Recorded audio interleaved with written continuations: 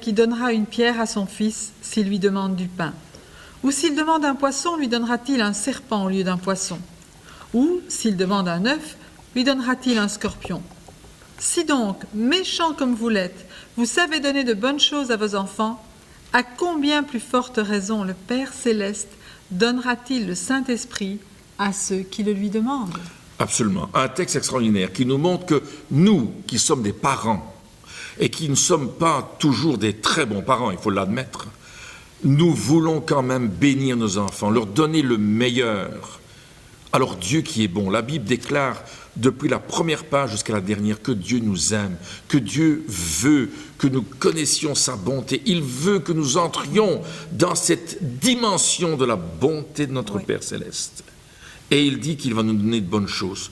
La Bible dit dans l'épître de Jacques, au chapitre 1, verset 17, que tout don excellent et toute grâce, tout don parfait vient du Père des Lumières, chez lequel il n'y a ni changement, ni ombre de variation. Dieu ne change pas. Dieu est le même hier, aujourd'hui, éternellement. Voyons ce que nous dit le texte de Actes au chapitre 14. L'apôtre Paul est dans une ville, à Lystre, et il est en train de prêcher. Et là, il nous dit, à Lystre se tenait aussi un homme impotent des pieds, boiteux de naissance, et qui n'avait jamais marché. C'est clair, il n'a jamais marché, nous dit la Bible. Il écoutait parler Paul, et Paul, fixant les regards sur lui, et voyant qu'il avait la foi pour être guéri, dit d'une voix forte, « Lève-toi, droit sur tes pieds. » Il se leva d'un bond et marcha. Extraordinaire. Alors, qu'est-ce que l'homme a fait? Il a entendu la parole de Dieu. Aujourd'hui, vous entendez la parole de Dieu. Dieu vous aime. Dieu a des bonnes choses pour vous parce qu'il est bon. Dieu veut vous guérir. Il veut vous transformer. Et là, cet homme s'est mis sur ses pieds. Il s'est levé d'un bond. Il a entendu la parole. La foi vient de ce qu'on entend. Et ce qu'on entend vient de la parole de Christ. Il a agi sur la parole. Et il a été complètement guéri.